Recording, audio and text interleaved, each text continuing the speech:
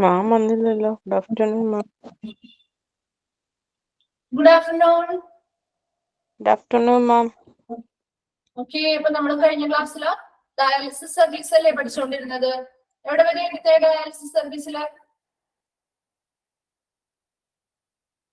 Venus catheter ഇല്ലേ, muscular access catheter, അത് surgeon ചെയ്യുന്നത് long term access surgery and the AV fistula or AV grafting, ആ ഒരു point അവിടെ തോന്നിയിട്ടുള്ളൂ.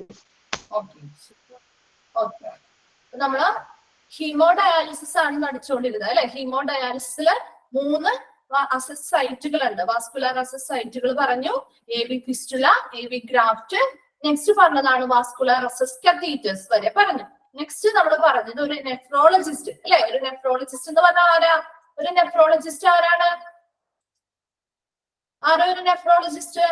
Kidney specialist. ആരെങ്കിലും ഒരാളൊന്ന് പറഞ്ഞാ? കിഡ്നി സ്പെഷ്യലിസ്റ്റ് അല്ലെങ്കിൽ കിഡ്നി പ്രോബ്ലംസിൽ സ്പെഷ്യലൈസ് ചെയ്തിരിക്കുന്ന ഡോക്ടേഴ്സ് ആണ് അല്ലെ. ഓക്കെ, ദെൻ ആരാണ് ഒരു interventional radiologist? Interventional radiologist medically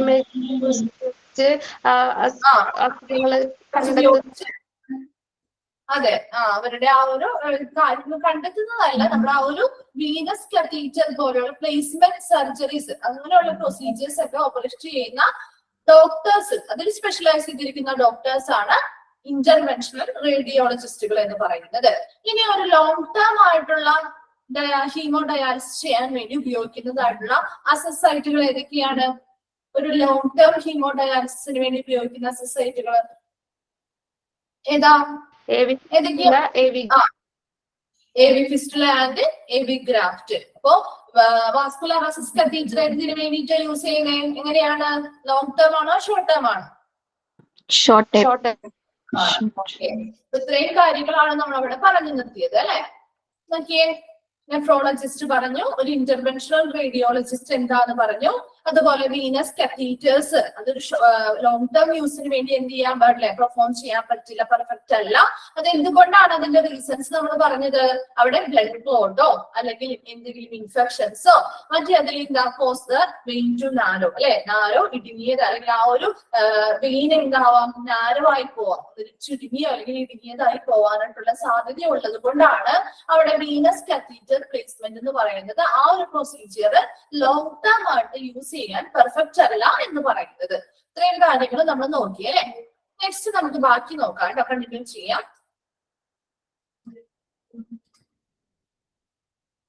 okay, next നോക്കി. Both the AV fistula and AV graft are outlined for long-term dialysis treatments. അപ്പോൾ long-term dialysis treatmentകൾക്ക് ഏതാണ് suitable ആയിട്ടുള്ളത്? AV ഫിസ്റ്റുലയും AV ഗ്രാഫ്റ്റുമാണ്. അത് ഇമ്പോർട്ടന്റ് ആണ് കേട്ടോ, ചോദിക്കാറുണ്ട്. AV ഫിസ്റ്റുലയും AV ഗ്രാഫ്റ്റും ലോങ് ടേം ഡയാലിസിസ് ട്രീറ്റ്മെന്റിന് വേണ്ടിയിട്ടാണ്. People who get AV fistulas are healed and ready to begin hemodialysis 2 to 3 months. അതൊന്ന് അണ്ടർലൈൻ ചെയ്യണം കേട്ടോ. AV ഫിസ്റ്റുല, അതായത് ഒരു AV ഫിസ്റ്റുല ചെയ്യുന്ന പേഷ്യൻസ് ആണെങ്കിൽ അവരുടെ ആ ഒരു ചെറിയ മൈനർ സർജറീസിലൂടെയാണോ AV ഫിസ്റ്റുലയും AV ഗ്രാഫ്റ്റും ക്രിയേറ്റ് ചെയ്തെടുക്കുന്നത്. അപ്പൊ ആ ഒരു മൈനർ സർജറി, ആ ഒരു സർജറിക്ക് ശേഷം 2 3 മാസം വേണ്ടി വരും. എന്തിനു വേണ്ടിയിട്ടാണ്? ഈ AV ഫിസ്റ്റുല ചെയ്ത് കഴിഞ്ഞാൽ അതൊരു ഹീമോ ഡയാലിസിസ് ചെയ്യാനായിട്ട് റെഡി ആവാനായിട്ട് അല്ലെങ്കിൽ അത് മെച്ചുവർ ആവാനായിട്ട് 2 3 മാസങ്ങൾ എടുക്കാം. അപ്പൊ അത് ആ ഒരു 2 3 മാസം എടുത്താൽ മാത്രമേ, കൊടുത്താൽ ആ ഒരു ടൈം പീരീഡിനുള്ളിൽ മാത്രമേ അത് പൂർണ്ണമായിട്ടും ആ മുറിവുകൾ ഹീൽ ചെയ്യുകയും ഉണങ്ങുകയും അതിനനുസരിച്ച് ഹീമോ ഡയാലിസിസ് ആ ഒരു ഫിസ്റ്റുലയിലൂടെ സ്റ്റാർട്ട് ചെയ്യാനായിട്ട് റെഡി ആവുകയും ചെയ്യുള്ളൂ. നെക്സ്റ്റ് നോക്കിയേ, people who receive AV graft. ഇനി AV ഗ്രാഫ്റ്റ് ആണ് ആ പേഷ്യൻസിന് ചെയ്യുന്നതെങ്കിൽ will be ready in 2 to 3 weeks. എത്രയാണ്? 2 to 3 weeks. 2 3 ആഴ്ചക്കുള്ളിൽ AV ഗ്രാഫ്റ്റ് ആണെങ്കിൽ അത് ഹീമോ ഡയാലിസിസിന് റെഡി ആവും. AV ഫിസ്റ്റുലയാണ് ചെയ്യുന്നതെങ്കിൽ അത് 2 3 മാസം വേണ്ടി വരും. Okay, then catheters are outlined for short term. Short term എന്നാണ് കേട്ടോ, short term temporary use. catheters short term temporary യൂസിന് വേണ്ടി മാത്രമേ ഉപയോഗിക്കാൻ പറ്റുള്ളൂ. AV ഫിസ്റ്റുലയും AV ഗ്രാഫ്റ്റും നമുക്ക് ലോങ് ടേം ഡയാലിസിസ് ട്രീറ്റ്മെന്റിന് വേണ്ടിയിട്ട് ഉപയോഗിക്കാം. അപ്പൊ അതിന് AV ഫിസ്റ്റുല ചെയ്യുകയാണെന്നുണ്ടെങ്കിൽ അതിന് 2-3 മാസം എന്ത് ചെയ്യണം, അതിന് വെയിറ്റിംഗ് ടൈം കൊടുക്കണം. അത് ഹീമോഡയാലിസിന് പൂർണ്ണമായിട്ടും ആ മുറിവുകളൊക്കെ ഉണങ്ങി ഹീൽ ചെയ്ത് ഒരു ഹീമോഡയാലിസിസ് ചെയ്യാനായിട്ട് റെഡി ആയി വരാനായിട്ട് 2-3 മാസങ്ങൾ എടുക്കും. എന്നാൽ AV ഗ്രാഫ്റ്റ് ആണ് ഒരു വ്യക്തിയിൽ ചെയ്യുന്നതെങ്കിൽ അവര് 2 to 3 weeks 2 മുതൽ 3 ആഴ്ചകൾക്കുള്ളിൽ റെഡിയായി വരും. അപ്പൊ അതെന്ന് പറയുന്ന ഓരോ പേഷ്യൻസിന്റെയും കണ്ടീഷൻ അനുസരിച്ചാണ് അവർക്ക് ഏത് ട്രീറ്റ്മെന്റ് അല്ലെങ്കിൽ ഏത് അസൈറ്റ് ആണ് ചെയ്യേണ്ടത് എന്നുള്ളത് അവരുടെ ആ ഒരു ബോഡി കണ്ടീഷൻ അനുസരിച്ച് വ്യത്യാസപ്പെടും കേട്ടോ. അപ്പൊ AV ഫിസ്റ്റുല ആണെങ്കിലും AV ഗ്രാഫ്റ്റ് ആണെങ്കിലും ലോങ് ടേം യൂസിന് വേണ്ടിയിട്ടാണ്. എന്നാൽ catheters, venous vascular access catheters എന്തിനു വേണ്ടിയിട്ടാണ്? ഷോർട്ട് ടേം, അതായത് ടെമ്പററി യൂസിന് വേണ്ടിയിട്ടാണ്. ഓക്കെ, ഇത്രയാണ് നമ്മൾ പറഞ്ഞത്. നെക്സ്റ്റ് ടൈപ്പ് ആണ് പെരിറ്റോണിയൽ ഡയാലിസിസ് അല്ലെങ്കിൽ PD. അപ്പൊ പെരിറ്റോണിയൽ ഡയാലിസിസ് എന്ന് പറഞ്ഞാൽ സെക്കൻഡ് ടൈപ്പ് ഓഫ് ഡയാലിസിസ് ആണ് കേട്ടോ. ഫസ്റ്റ് ടൈപ്പ് എന്താ പറഞ്ഞത്? ഹീമോഡയാലിസിസ്. ഫസ്റ്റ് ടൈപ്പ് ആണ് ഹീമോഡയാലിസിസ്. സെക്കൻഡ് വൺ ആണ് നമ്മൾ നോക്കാൻ പോകുന്നത് പെരിറ്റോണിയൽ ഡയാലിസിസ് അല്ലെങ്കിൽ PD എന്നുള്ളത്. Okay, in peritoneal dialysis, the blood is purified inside your own body instead of using a dialyzer machine. അപ്പൊ ആ ഒരു വേർഡ്, ആ ഒരു സെന്റൻസ് നോക്കണം കേട്ടോ. ഒരു പെരിറ്റോണിയൽ ഡയാലിസിസ് എന്ന് പറഞ്ഞാൽ എന്താണ്? The blood is purified inside your own body instead of using a dialyzer machine. അപ്പൊ അവിടെ എന്താ? ഒരു ഡയലൈസർ മെഷീൻ. നമ്മൾ ഹീമോ ഡയാലിസിസ് ഒക്കെ പഠിച്ചപ്പോ അവിടെ ഒരു ഡയലൈസർ മെഷീൻ ഉണ്ട് അല്ലെ? ഒരു മെഷീനും ഒരു സ്പെഷ്യൽ ഫിൽറ്ററും അടങ്ങിയിട്ടുള്ള ഒരു എന്താണ്, ഒരു ആർട്ടിഫിഷ്യൽ കിഡ്നി അല്ലെങ്കിൽ ഒരു ഡയലൈസർ ഒക്കെ ഉണ്ട് അല്ലെ? അപ്പൊ അങ്ങനെയുള്ള ഒരു പ്രത്യേകമായിട്ട് അങ്ങനെ ഹീമോ ഡയാലിസിസ് അല്ലെങ്കിൽ ഡയാലിസിസ് ചെയ്യാൻ വേണ്ടിയിട്ട് ഒരു പ്രത്യേക മെഷീൻ ഇവിടെ ഇല്ല. എന്നാൽ ചെറിയ രീതിയിലുള്ള ഒരു മെഷീൻ ഉപയോഗിക്കുന്നുണ്ട്, അത് നമുക്ക് പിന്നീട് പറയാം കേട്ടോ. ഇവിടെ ഒരു ഡയാലിസിസ് ചെയ്യാൻ വേണ്ടി, അതായത് നമ്മൾ ഹീമോ ഡയാലിസിസ് പഠിച്ചപ്പോ എന്താ പറഞ്ഞത്? അവിടെ ആ ബോഡി, അവരുടെ ബോഡിയിൽ നിന്നും ബ്ലഡ് ഈ ഒരു മെഷീനിലേക്ക് എടുത്ത് പ്യൂരിഫിക്കേഷനും ഫിൽട്രേഷനും ഒക്കെ കഴിഞ്ഞതിന് ശേഷം അത് തിരിച്ചെന്ത് ചെയ്യുന്നു? അവരുടെ ബോഡിയിലേക്ക് തന്നെ കയറ്റുകയാണ് ചെയ്യുന്നത് അല്ലെ? മെഷീന്റെ സഹായത്തോടു കൂടിയാണ് അവിടെ ഫിൽട്രേഷൻ നടക്കുന്നത്. എന്നാൽ പെരിറ്റോണിയൽ ഡയാലിസിസ് വരുമ്പോ അവിടെ ആ മെഷീന്റെ സഹായത്തോടു കൂടിയല്ല എന്ത് ചെയ്യുന്നത്? ഇവിടെ ഡയാലിസിസ് എന്ന് പറയുന്ന പ്രോസസ്സ് ചെയ്യുന്നത്. ഇനി അവിടെ ഒരു മെഷീൻ ചെറുതായിട്ട് വരുന്നുണ്ട്, എന്നാൽ ഇവിടെ ഒരു മെഷീൻ ഉപയോഗിക്കുന്ന വരുന്നുണ്ട്. അത് ടൈപ്സിൽ നമ്മൾ പഠിക്കുന്നുണ്ട്. ആ മെഷീൻ എന്ന് പറയുന്നത് ഡയാലിസിസ് ചെയ്യാൻ വേണ്ടി സഹായത്തിന് വേണ്ടിയിട്ടുള്ള മെഷീനാണ് കേട്ടോ. അല്ലാതെ അതിനെ ഫിൽറ്റർ ചെയ്യാനോ ബ്ലഡിനെ ഫിൽറ്റർ ചെയ്യാനോ പ്യൂരിഫൈ ചെയ്യാനോ ഉപയോഗിക്കുന്ന ഒരു മെഷീനല്ല. ഇവിടെ നമ്മൾ അവരുടെ ആ ഒരു പേഷ്യന്റിനെ സ്വന്തം ബോഡിയുടെ ഉള്ളിൽ വെച്ച് തന്നെയാണ് ബ്ലഡിനെ പ്യൂരിഫൈ ചെയ്തെടുക്കുന്നത് പെരിറ്റോണിയൽ ഡയാലിസിസില്. പക്ഷെ ഹീമോ ഡയാലിസിസിൽ അങ്ങനെയാണോ? ഹീമോ ഡയാലിസിസില് ഒരു ഡയാലിസിസ് മെഷീനും സ്പെഷ്യൽ ഫിൽറ്ററും ഉണ്ട്.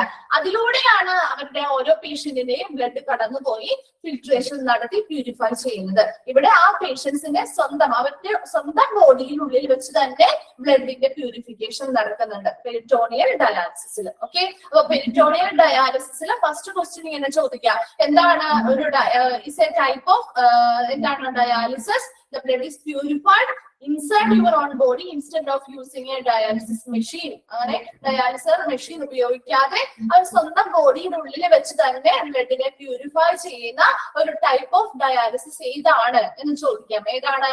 പെരിറ്റോണിയൽ ഡയാലിസിസ് ആണ്. Okay, for this kind of dialysis, ഇനി ഈ ഒരു കൈൻഡ് ഓഫ് ഡയാലിസിസില് the lining of your abdomen or belly area, ഇത് ചോദിക്കാറുണ്ട് കേട്ടോ ക്വസ്റ്റ്യൻ. അതായത് നമ്മുടെ അബ്ഡോമൻ അല്ലെങ്കിൽ ബെല്ലി ഏരിയ എന്ന് പറയുന്നത് ആ വയറിന്റെ അടിഭാഗം അല്ലെ? ആ ഒരു അടിവശം, ആ ഒരു ബെല്ലി അല്ലെങ്കിൽ അബ്ഡോമൻ ഏരിയയുടെ ലൈനിങ്, ആ ഒരു അബ്ഡോമിനൽ ഏരിയയുടെ ലൈനിങ്ങിനെ വിളിക്കുന്ന പേരാണ് പെരിറ്റോണിയം.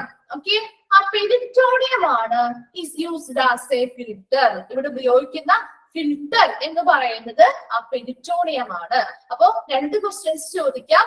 പെരിറ്റോണിയൽ ഡയാലിസിസിൽ യൂസ് ചെയ്യുന്ന ഫിൽറ്റർ ഏതാണ് എന്ന് ചോദിക്കാം. എന്താണ്? പെരിറ്റോണിയം ആണ് ഫിൽറ്റർ ആയിട്ട് ആക്ട് ചെയ്യുന്നത്. അതുപോലെ തന്നെ മറ്റൊരു ക്വസ്റ്റ്യൻ ചോദിക്കാവുന്നത് അബ്ഡോമന്റെയും ബെല്ലി ഏരിയയുടെയും ലൈനിങ്ങിനെയും വിളിക്കുന്ന പേരെന്താണ് എന്ന് ചോദിക്കാം. എന്താണ്? Peritoneum. Okay, before beginning peritoneal dialysis, ഇനി ഒരു പെരിറ്റോണിയൽ ഡയാലിസിന്റെ പിക്ചർ നിങ്ങളൊന്ന് നോക്കിയേ. ക്ലിയർ ആവുന്നുണ്ടോ? പിക്ചർ കാണാൻ പറ്റുന്നുണ്ടോ? എല്ലാവർക്കും പിക്ചർ കാണാൻ പറ്റുന്നുണ്ടോ? ഓക്കെ, ഒന്ന് ശ്രദ്ധിക്കുക കേട്ടോ. പിക്ചർ നോക്കിയേ. അവിടെ ആ ഒരു നമ്മുടെ ഒരു ബെല്ലി ഏരിയ, വയറിന്റെ ആ ഒരു അടിവശം അല്ലെ, അടിഭാഗം, ആ ബെല്ലി ഏരിയ അല്ലെങ്കിൽ അബ്ഡോമിനൽ ഏരിയയുടെ ആ ഒരു ലൈനിങ് ആണ് പെരിറ്റോണിയൽ ലൈനിങ് എന്ന് പറയുന്നത്. പെരിറ്റോണിയം അല്ലെങ്കിൽ പെരിറ്റോണിയൽ ലൈനിങ് എന്ന് പറയുന്നത്. ആ ലൈനിങ്ങിനുള്ളിൽ കാണുന്ന ഭാഗമെല്ലാം പെരിറ്റോണിയൽ കാവിറ്റി എന്ന് അറിയപ്പെടുന്നു. ഓക്കെ, ആ പെരിറ്റോണിയൽ ലൈനിങ്ങിനുള്ളിൽ കാണുന്ന ഭാഗമാണ് പെരിറ്റോണിയൽ ക്യാവിറ്റി എന്നറിയപ്പെടുന്നത്. ഇനി ഇവിടെ ആ ഒരു പെരിറ്റോണിയൽ ഡയാലിസിസ്, അതുകൊണ്ട് തന്നെയാണ് അതിന്റെ പേര് പെരിറ്റോണിയൽ ഡയാലിസിസ് എന്ന് കൊടുത്തിരിക്കുന്നത് കേട്ടോ. കാരണം അവിടെ യൂസ് ചെയ്യുന്നത് പ്രധാനമായിട്ടും അവിടെ ഫിൽട്ടർ ആയിട്ട് ആക്ട് ചെയ്യുന്നത് പെരിറ്റോണിയം ആയതുകൊണ്ട് തന്നെ ആ ഒരു ഡയാലിസിസിനെ പെരിറ്റോണിയൽ ഡയാലിസിസ് എന്നറിയപ്പെടുന്നുണ്ട്. ഇനി ഇവിടെ ഈ ഒരു പെരിറ്റോണിയൽ ഡയാലിസിസ് സ്റ്റാർട്ട് ചെയ്യുന്നതിന് മുൻപായിട്ട് ഈ ബെല്ലി ഏരിയ അല്ലെങ്കിൽ അബ്ഡോമിനൽ ഏരിയയിൽ ഒരു മൈനർ സർജറിയിലൂടെ ഒരു കത്തീറ്റർ എന്ത് ചെയ്യും, പ്ലേസ് ചെയ്യും. ഓക്കെ, നോക്കി അവിടെ ഒരു കത്തീറ്റർ പ്ലേസ് ചെയ്തിരിക്കുന്നുണ്ടോ? ആ ഒരു പെരിറ്റോണിയൽ ക്യാവിറ്റിന്റെ ഉള്ളിലേക്ക് ആക്കിയിട്ട് ആ ഒരു അബ്ഡോമിനൽ ഏരിയയിൽ ഒരു കത്തീറ്റർ പ്ലേസ് ചെയ്തിരിക്കുന്നു. ഓക്കെ, നെക്സ്റ്റ് നോക്കി.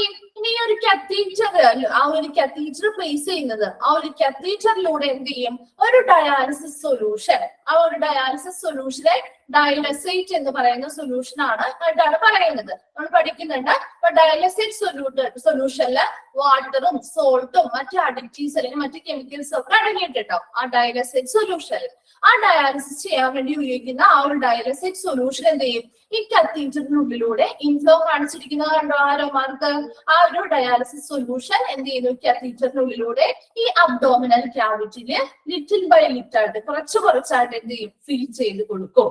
ഓക്കെ, ആ ഫില്ല് ചെയ്ത് കൊടുത്തതിന് ശേഷം അത് കുറച്ച് മണിക്കൂർ ആ ഒരു അബ്ഡോമിനൽ ക്യാവിറ്റിയിൽ തന്നെ അങ്ങനെ തന്നെ കിടക്കും. അപ്പൊ ആ ഒരു അബ്ഡോമിനൽ ക്യാവിറ്റിയിൽ അങ്ങനെ കിടക്കുന്നത് എന്തിനാണെന്ന് വെച്ച് കഴിഞ്ഞാല് ആ ഒരു പെരിറ്റോണിയൽ ലൈനിങ്, അതിന് പുറമെ നമ്മുടെ ബോഡിയിലെ എല്ലാ ഭാഗങ്ങളിലൂടെയും ബ്ലഡ് വെസൽസ് പോകുന്നുണ്ട് അല്ലെ. അപ്പൊ ആ ബ്ലഡ് വെസൽസ് ഇപ്പൊ ഈ ഒരു പെരിറ്റോണിയൽ ക്യാവിറ്റി അല്ലെങ്കിൽ ആ ഒരു മെംബ്രെയിന് പുറത്തുകൂടെ ഈ ഒരു അബ്ഡോമിനൽ ഏരിയയിലൂടെയും ഇങ്ങനെയുള്ള ബ്ലഡ് വെസൽസ് പോകുന്നുണ്ട്. അപ്പൊ അതിന് മുകളിലൂടെ ഈ ഒരു അബ്ഡോമിനൽ ക്യാവിറ്റിയുടെ സൈഡിലൂടെ പോകുന്ന ബ്ലഡ് വെസൽസ് എന്ത് ചെയ്യുന്നു, ഈ ഒരു പെരിറ്റോണിയൽ ക്യാവിറ്റിയിൽ ഇപ്പൊ നിറഞ്ഞിരിക്കുന്ന എന്താ, ആ ഡയാലിസിസിന് വേണ്ടി ഉപയോഗിക്കുന്ന ഡയാലിസിസ് സൊല്യൂഷൻ ആണ് അല്ലെ. അപ്പൊ ആ സൊല്യൂഷൻ എന്ന് പറയുന്നത് ഒരു മാഗ്നറ്റ് പോലെ ആക്ട് ചെയ്യുന്നു.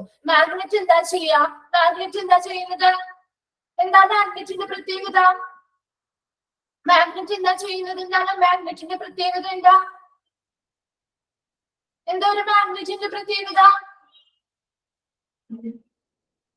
അട്രാക്ട് ചെയ്യും അല്ലെ. അതിന് സ്യൂട്ടബിൾ ആയിട്ടുള്ള ഐറ്റംസിനെ എന്ത് ചെയ്യുന്നു, അത് അട്രാക്ട് ചെയ്യുന്നു, അട്രാക്ഷൻ ആണ് അല്ലെ. അപ്പൊ ഇവിടെയും അത് തന്നെയാണ് ചെയ്യുന്നത്. ഈ ഒരു ഡയാലിസിസിന് വേണ്ടി ഉപയോഗിക്കുന്ന ആ ഡയാലിസൈറ്റ് എന്ന് പറയുന്ന സൊല്യൂഷൻ ഒരു മാഗ്നറ്റ് ആയിട്ട് ആക്ട് ചെയ്തുകൊണ്ട് ആ അതിന്റെ ആ ഒരു ഏരിയയിലൂടെ പോകുന്ന ബ്ലഡ് വെസൽസിൽ നിന്നുള്ള വേസ്റ്റസിനെയും എക്സ്ട്രാ ഫ്ലൂയിഡ്സിനെയൊക്കെ എന്ത് ചെയ്യുന്നു, പുൾഡ് ഔട്ട് ചെയ്യും, വലിച്ച് എന്തിലേക്ക് വിളിക്കും, ഈ ഒരു ഡയാലിസിസ് സൊല്യൂഷനിലേക്ക് വലിച്ചെടുക്കും. ഓക്കെ, അങ്ങനെ വലിച്ചെടുത്ത് കഴിയുമ്പോ ഈ ഒരു 2-3 മണിക്കൂർ ഈ ഒരു പ്രൊസീജിയർ, ഈ ഒരു ഡയാലിസിസ് സൊല്യൂഷൻ നമ്മുടെ ആ ഒരു അബ്ഡോമിനൽ ക്യാവിറ്റിയിൽ കിടക്കും കേട്ടോ. അപ്പൊ അങ്ങനെ കിടന്ന് കഴിയുമ്പോ ആ ഒരു എക്സ്ട്രാ ഫ്ലൂയിഡ്സും വേസ്റ്റസും ഒക്കെ ആ ബ്ലഡ് വെസൽസിൽ നിന്നും ഈ ഒരു സൊല്യൂഷനിലേക്ക് ഇത് എന്ത് ചെയ്യും, പുൾഡ് ഔട്ട് ചെയ്യും അല്ലെങ്കിൽ വലിച്ചെടുക്കും. അങ്ങനെ വലിച്ചെടുത്ത് കഴിയുമ്പോ അങ്ങനെ ഒരു 3 മണിക്കൂറൊക്കെ കഴിയുമ്പോഴേക്കും പൂർണ്ണമായിട്ടും ആ ഒരു ഭാഗത്തെ ബ്ലഡ് വെസൽസിലൊക്കെ എന്ത് ചെയ്യും, റിമൂവ് ചെയ്ത വേസ്റ്റസിനെയും എക്സ്ട്രാ ഫ്ലൂയിഡ്സിനെയൊക്കെ റിമൂവ് ചെയ്ത് കഴിയുമ്പോൾ അത് തിരിച്ചെന്ത് ചെയ്യും, ഈ ഒരു അബ്ഡോമിനൽ ക്യാവിറ്റിയിൽ ഇപ്പൊ ആ ഫ്ലൂയിഡ് ഫില്ല് ചെയ്ത് കിടക്കാല്ലേ, അതിനെ എന്ത് ചെയ്യണം, എംപ്റ്റി ചെയ്യണം, അല്ലെങ്കിൽ അവിടെ ആ പൂർണ്ണമായിട്ടും അത് എന്ത് ചെയ്യണം, റിമൂവ് ചെയ്ത് കളയണം. അതിനു വേണ്ടിയിട്ട് നമ്മൾ ആ സെയിം കത്തീറ്റർ ഉപയോഗിച്ചുകൊണ്ട് എന്ത് ചെയ്യുന്നു, ഇവിടെ നിന്ന് ആ ഫ്ലൂയിഡ് എന്ത് ചെയ്യുന്നു, ആ സെയിം കത്തീറ്ററിലൂടെ ആ സെയിം ബാഗ് നമ്മൾ ഇവിടെ ഉപയോഗിച്ചില്ലേ, ആ സെയിം ബാഗിലോട്ട് തന്നെ ഈ മിക്സ് ചെയ്ത, അതായത് വേസ്റ്റസ് ഒക്കെ അടഞ്ഞു കൂടിയിട്ടുള്ള ആ ഡയാലിസിസ് സൊല്യൂഷൻ എന്ത് ചെയ്യും, റിമൂവ് ചെയ്ത് ആ ബെല്ലി ഏരിയയിൽ നിന്നും റിമൂവ് ചെയ്ത് കളയുന്നു. ഇതാണ് പെരിറ്റോണിയൽ ഡയാലിസിസിൽ ചെയ്യുന്ന പ്രോസസ് എന്ന് പറയുന്നത്. ഇത്രയും കിട്ടിയോ? എന്താണ് പറഞ്ഞത് എന്ന് ക്ലിയർ ആയോ? ജസ്റ്റ് ആ ഒരു ഐഡിയ കിട്ടിയോ നിങ്ങൾക്ക്? ഓക്കെ, അപ്പൊ നോക്കിയേ, ഇനി നമുക്കത് വായിച്ചു നോക്കാം. അപ്പൊ കുറച്ചും കൂടി ക്ലിയർ ആവും കേട്ടോ. നോക്കിയേ, പെരിറ്റോണിയൽ ഡയാലിസിസിൽ ബിഫോർ ബിഗിനിങ് പെരിറ്റോണിയൽ ഡയാലിസിസ് തുടങ്ങുന്നതിന് മുൻപ് a minor surgery is required to place a catheter. ഒരു സോഫ്റ്റ് ട്യൂബ് ആണ് അല്ലെ കത്തീറ്റർ എന്ന് പറയുന്നത്. അത് എവിടെയാണ്? ഇൻ യുവർ ബെല്ലി ഏരിയയിൽ ഒരു ചെറിയ സർജറി, ഈ ഒരു പെരിറ്റോണിയൽ ഡയാലിസിസ് സ്റ്റാർട്ട് ചെയ്യുന്നതിന് മുൻപായിട്ട് ആ ബെല്ലി ഏരിയയിൽ ഒരു കത്തീറ്റർ പ്ലേസ് ചെയ്യണം. ചെറിയ മൈനർ സർജറിയിലൂടെ ഒരു കത്തീറ്റർ പ്ലേസ് ചെയ്യുന്നു. നമ്മൾ പറഞ്ഞ കാര്യമാണ് കേട്ടോ.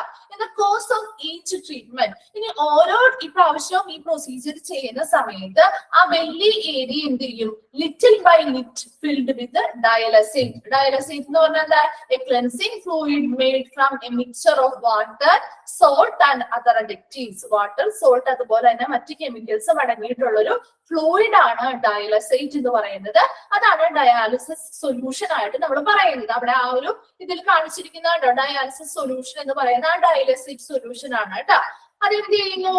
ആ ഒരു ഡയലസിസ് സൊല്യൂഷൻ ത്രൂ ദ കത്തീറ്ററിലൂടെ കുറച്ചായിട്ട് ആ ഒരു അബ്ഡോമിനൽ ക്യാവിറ്റിയുടെ ഉള്ളിലേക്ക് ഫില്ല് ചെയ്ത് കൊടുക്കും. As blood flows normally through the area, അപ്പൊ ആ ഒരു ഏരിയയിലൂടെ ബ്ലഡ് വെസൽസിലൂടെ ബ്ലഡ് നോർമലി ഫ്ലോ ചെയ്ത് പോകുന്ന സമയത്ത് ആ അതിലുള്ള എക്സ്ട്രാ ഫ്ലൂയിഡ്സ്, ആ ബ്ലഡിലുള്ള എക്സ്ട്രാ ഫ്ലൂയിഡ്സോ വേസ്റ്റസ് ഒക്കെ എന്ത് ചെയ്യും? Waste products are pulled out of the blood vessels and into the belly area by the dialysate, almost like a magnet. ഈ ഒരു ഡയലസേറ്റ് എന്ന് പറയുന്ന സൊല്യൂഷൻ മാഗ്നറ്റ് പോലെ ആക്ട് ചെയ്തുകൊണ്ട് ആ ബ്ലഡ് വെസൽസിലുള്ള എല്ലാ എക്സ്ട്രാ ഫ്ലൂയിഡ്സിനെയും വേസ്റ്റസിനെയും എന്ത് ചെയ്യുന്നു?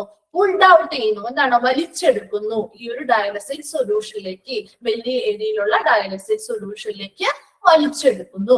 ആഫ്റ്റർ എ ഫ്യൂ അവേഴ്സ്, കുറച്ച് മണിക്കൂറുകൾക്ക് ശേഷം, the fluid mixture is emptied out from your belly using the same catheter and bag that was used at the beginning of the treatment. ഇനി കുറച്ച് മണിക്കൂറുകൾ ഇങ്ങനെ ആ ഒരു പ്രോസസ്സ് നടന്നു കഴിഞ്ഞാൽ ആ ബെല്ലി അബ്ഡോമിനൽ ഏരിയ അല്ലെങ്കിൽ ബെല്ലി ഏരിയയിൽ നിന്നും ഈ മിക്സ്ചർ, അതായത് ആ ഒരു ഫ്ലൂയിഡ് ഫില്ല് ചെയ്തിരിക്കുന്ന ആ ഒരു മിക്സ്ചർ എന്ത് ചെയ്യണം? എംപ്റ്റി ഔട്ട് ചെയ്യണം, അല്ലെങ്കിൽ റിമൂവ് ചെയ്ത് പൂർണ്ണമായിട്ടും അത് റിമൂവ് ചെയ്ത് കളയണം. അതിന് വേണ്ടിയിട്ട് നമ്മൾ ആദ്യം ബിഗിനിങ്ങിൽ ട്രീറ്റ്മെന്റ് തുടങ്ങുന്ന സമയത്ത് ഉപയോഗിച്ച സെയിം കത്തീറ്ററും സെയിം ബാഗും ഉപയോഗിച്ചാണ് അത് റിമൂവ് ചെയ്ത് കളയുന്നത്. Peritoneal dialysis can be done almost anywhere if you have the supplies needed to do the treatment. ഈ പെരിറ്റോണിയൽ ഡയാലിസിസ് എന്ന് പറയുന്നത് നമുക്ക് എവിടെ വേണമെങ്കിലും ചെയ്യാം. അതായത് അതിനാവശ്യമായിട്ട് ഈ ഒരു ട്രീറ്റ്മെന്റ് ചെയ്യാൻ ആവശ്യമായിട്ടുള്ള സാധനങ്ങൾ എവിടെയാണോ അവൈലബിൾ ആയിട്ട് കിട്ടുന്നത് അവിടെ വെച്ച് നമുക്ക് എന്ത് ചെയ്യാം? പെരിറ്റോണിയൽ ഡയാലിസിസ് ചെയ്യാം. വേണം ഹോസ്പിറ്റലിൽ തന്നെ ചെയ്യണമെന്നില്ല. നമ്മുടെ വീടുകളിൽ ഈ ഐറ്റംസ് ഇങ്ങനെയുള്ള അത് ചെയ്യാനുള്ള സാധനങ്ങളൊക്കെ ലഭ്യമാവുകയാണെങ്കിൽ നമുക്ക് എന്ത് ചെയ്യാം? വീടുകളിൽ ഇരുന്ന് ആ ഒരു പെരിറ്റോണിയൽ ഡയാലിസിസ് ചെയ്യാവുന്നതാണ്. ഓക്കെ, കിട്ടിയോ? പെരിറ്റോണിയൽ ഡയാലിസിസ് എന്താണെന്ന് ക്ലിയർ ആയോ? പിക്ചർ നോക്കി എന്താണെന്ന് ക്ലിയർ ആയോ? ഓക്കെ, നെക്സ്റ്റ് വരുന്നതാണ് പെരിറ്റോണിയൽ ഡയാലിസിസിന്റെ ടൈപ്പ് വരുന്നത്. ഓക്കെ, ടൈപ്സ് ഓഫ് പെരിറ്റോണിയൽ ഒന്നുകൂടി പറയണോ? ഓക്കെ, അപ്പൊ പെരിറ്റോണിയൽ ഡയാലിസിസ് ഒന്ന് ജനറൽ ആയിട്ട് നമുക്കൊന്ന് പറയാം കേട്ടോ. നോക്കിക്കോ, ശ്രദ്ധിക്കണോ കേട്ടോ. കിട്ടാത്തവരുണ്ടെങ്കിൽ ശ്രദ്ധിക്കാം. പെരിറ്റോണിയൽ ഡയാലിസിസിൽ എന്താ പറഞ്ഞത്? ഇവിടെ നമ്മുടെ മെഷീൻ ആയിട്ട് നമ്മൾ ഉപയോഗിക്കുന്നില്ല. അതായത് ബ്ലഡിനെ പ്യൂരിഫൈ ചെയ്യാനായിട്ട് ഒരു മെഷീൻ ഉപയോഗിക്കുന്നില്ല. അതിന് പകരം ആ പേഷ്യന്റിന്റെ ബോഡിയുടെ ഉള്ളിൽ വെച്ച് തന്നെയാണ് ബ്ലഡ് പ്യൂരിഫൈ ചെയ്തെടുക്കുന്നത്. ഇനി ഇവിടെ ഉപയോഗിക്കുന്നത് നമ്മുടെ ആ ഒരു അബ്ഡോമൻ അല്ലെങ്കിൽ ബെല്ലി ഏരിയയുടെ ലൈനിങ് ആയിട്ടുള്ള പെരിറ്റോണിയം ആണ് ഇവിടെ ഫിൽറ്റർ ആയിട്ട് ആക്ട് ചെയ്യുന്നത്. ആ പെരിറ്റോണിയത്തിന്റെ ആ ഒരു പെരിറ്റോണിയൽ ലൈനിങ്ങിനുള്ളില് പെരിറ്റോണിയൽ ക്യാവിറ്റി ഉണ്ടല്ലോ, ആ ഒരു അറയുടെ ഉള്ളിലേക്ക് ഒരു സ്മോൾ കത്തീറ്റർ, ഒരു മൈനർ സർജറിയിലൂടെ ഒരു സ്മോൾ കത്തീറ്റർ ആ ബെല്ലി ഏരിയയിൽ പ്ലേസ് ചെയ്യുകയും അതിലൂടെ ഈ ഡയാലിസിസ് സൊല്യൂഷൻ അല്ലെങ്കിൽ ഡയാലിസേറ്റ് എന്ന് പറയുന്ന സൊല്യൂഷൻ എന്ത് ചെയ്ത് കൊടുക്കും? ഫില്ല് ചെയ്ത് കൊടുക്കുകയും ചെയ്യും. കുറച്ച് മണിക്കൂറുകൾക്ക് ശേഷം എന്ത് ചെയ്യണുള്ളൂ? നമ്മളത് പുറത്തേക്ക് എടുക്കുള്ളൂ. ആ സമയത്തിന് മുമ്പായിട്ട്, അതായത് ആ ഫില്ല് ചെയ്ത് കൊടുക്കുന്ന ആ മണിക്കൂറുകൾ എന്താ ചെയ്യാം? അവിടെ ആ ഡയാലിസിസ് സൊല്യൂഷൻ ഒരു മാഗ്നറ്റ് പോലെ ആക്ട് ചെയ്തുകൊണ്ട് അതിന്റെ നിയർ ബൈ ഏരിയാസിലൂടെ പോകുന്ന എല്ലാ ബ്ലഡ് വെസൽസിൽ നിന്നും എന്താണ് എക്സ്ട്രാ ഫ്ലൂയിഡ്സും വേസ്റ്റും ഒക്കെ എന്ത് ചെയ്യുന്നു? ഈ ഒരു ഡയാലിസിസ് സൊല്യൂഷനിലേക്ക് വലിച്ചെടുക്കുകയും അതിനുശേഷം ഒരു കുറച്ച് മണിക്കൂറുകൾക്ക് ശേഷം ഈ ഒരു പ്രൊസീജിയർ കഴിഞ്ഞ സമയത്ത് നമ്മൾ എന്ത് ചെയ്യുന്നു? ആ ബെല്ലി ഏരിയയിലുള്ള ഈ ഒരു മിക്സ്ഡ് ആയിട്ടുള്ള ആ ഒരു ഫ്ലൂയിഡ് എന്ത് ചെയ്യാം? സെയിം കത്തീറ്ററും സെയിം ബാഗും ഉപയോഗിച്ചുകൊണ്ട് റിമൂവ് ചെയ്യുന്നു. ഓക്കെ, ഇനി ഈ ഒരു പെരിറ്റോണിയൽ ഡയാലിസിസ് നമുക്ക് എവിടെ വേണമെങ്കിലും ഓൾമോസ്റ്റ് എവിടെ വേണമെങ്കിലും നമുക്ക് ചെയ്യാം. നമുക്ക് ഹോസ്പിറ്റലിൽ തന്നെ പോയി ചെയ്യണമെന്നില്ല.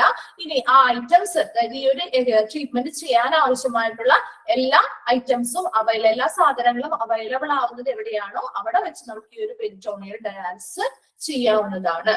ഓക്കെ, കിട്ടിയോ നവ്യ? കിട്ടിയോ? Okay. Next type of dialysis നോക്കിയേ, type of peritoneal dialysis. Peritoneal dialysis are of 3 types. 3 വിധത്തിലാണ് peritoneal dialysis പറയുന്നത്. ടൈപ്പ് ചോദിക്കാറുണ്ട്, ടൈപ്സ് ഓഫ് peritoneal dialysis ഏതൊക്കെ ടൈപ്പ് ആണ് വരുന്നത്, അല്ലെങ്കിൽ ഏതെങ്കിലും ഒരെണ്ണം അല്ലെ, അത് ഏതെങ്കിലും ഒരെണ്ണം സെലക്ട് ചെയ്ത് ചൂസ് ചെയ്യാനായിട്ട് ചോദിക്കാറുണ്ട് കേട്ടോ question. 3 types of peritoneal dialysis ആണുള്ളത്. Continuous ambulatory peritoneal dialysis, that is CAPD. Continuous cyclic peritoneal dialysis, that is CCPD. And intermittent peritoneal dialysis, that is IPD. So continuous ambulatory peritoneal dialysis, ഇതിന്റെയൊക്കെ short forms expanded ഫോമും പഠിച്ചിരിക്കണം കേട്ടോ, നിർബന്ധമായിട്ടും പഠിച്ചിരിക്കണം. അതിൽ ഏതെങ്കിലും ഒക്കെ ക്വസ്റ്റ്യൻസ് കാണാറുണ്ട്. ഈ ഒരു ചാപ്റ്ററിൽ കുറച്ച് എക്സ്പാൻഡഡ് ഫോംസ് പഠിക്കാനുണ്ട്. അപ്പൊ അതൊന്നും ഒരുമിച്ച് എഴുതി വെച്ച് തന്നെ പഠിച്ചിരിക്കുക കേട്ടോ. അപ്പൊ ഫസ്റ്റ് വരുന്നതാണ് കണ്ടിന്യൂസ് ആംബുലേറ്ററി പെരിറ്റോണിയൽ ഡയാലിസിസ് അല്ലെങ്കിൽ CAPD. ഈ CAPD എന്ന് പറയുന്നത് ഇവിടെ does not need a machine. ഇവിടെ ഒരു മെഷീൻ ആവശ്യമില്ല. നമ്മൾ പെരിറ്റോണിയൽ ഡയാലിസിന് ചെയ്യുന്ന പ്രൊസീജിയർ, ആ പ്രോസസ് എങ്ങനെയാണെന്ന് പറഞ്ഞില്ലേ, അത് തന്നെയാ, സെയിം പ്രൊസീജിയർ തന്നെയാണ് ഈ കണ്ടിന്യൂസ് ആംബുലേറ്ററി പെരിറ്റോണിയൽ ഡയാലിസിനും ചെയ്യുന്നത്. ഇവിടെ ഒരു മെഷീന്റെ സഹായം ഒന്നും ആവശ്യമായിട്ട് വരുന്നില്ല. സെയിം പ്രൊസീജിയർ തന്നെ ഇവിടെയും ചെയ്യുന്നു. ഇനി exchanges can be done 3 to 5 times a day during waking hours. ഇവിടെ എക്സ്ചേഞ്ച്, അതായത് ഇപ്പൊ നമ്മൾ പറഞ്ഞു ആ ഡയാലിസിസ് സൊല്യൂഷൻ ഫില്ല് ചെയ്യുന്നു, അവിടെ ആ ഒരു വേസ്റ്റസിനെയും ഫ്ലൂയിഡ്സിനെയൊക്കെ എന്ത് ചെയ്യുന്നു, വലിച്ചെടുക്കുകയും തിരിച്ച് നമ്മൾ അത് റിമൂവ് ചെയ്ത് പുറത്തേക്ക് കളയുകയും ചെയ്യുന്നു. ആ ഒരു എക്സ്ചേഞ്ച് പ്രോസസ് എന്ന് പറയുന്നത് ഒരു പ്രാവശ്യം അല്ലാതെ ചെയ്യേണ്ടത്, റിപ്പീറ്റ് ചെയ്ത് ചിലപ്പോ 3 or 5 പ്രാവശ്യം ഒരു ദിവസം ഈ ഒരു പ്രൊസീജിയർ ചെയ്യേണ്ടതായിട്ട് വരും. അപ്പൊ ഇതെല്ലാം, അതായത് ഓരോ പേഷ്യന്റിന്റെയും ഹെൽത്ത് കണ്ടീഷൻ, അവരുടെ ആ ഒരു ബോഡി കണ്ടീഷൻ അനുസരിച്ചാണ് ഇതിൽ ഏത് പ്രൊസീജിയർ ആണ് ഓരോരുത്തർക്കും ചെയ്യേണ്ടതെന്ന് തീരുമാനിക്കുന്നത്. അപ്പൊ ഇതില് ചിലവർക്ക് എന്താണ് അവരുടെ ബോഡിയിലെ ഒത്തിരി വേസ്റ്റസ് ഒക്കെ അടിഞ്ഞു കൂടുകയാണെന്നുണ്ടെങ്കിൽ അതിനനുസരിച്ച് ചിലപ്പോൾ അവർക്ക് 2 പ്രാവശ്യമോ 3 പ്രാവശ്യമോ ചെയ്താൽ മതിയാവില്ല. ചിലപ്പോൾ 5 പ്രാവശ്യം വരെയും ഈ സെയിം പ്രോസസ് തന്നെ റിപ്പീറ്റ് ചെയ്യേണ്ടതായിട്ട് വരും. അത് എവിടെയാണ് സമയം നോക്കി, ഡ്യൂറിംഗ് വേക്കിംഗ് അവേഴ്സ്. ഇതാണ് നമ്മൾ ഉണർന്നിരിക്കുന്ന അല്ലെങ്കിൽ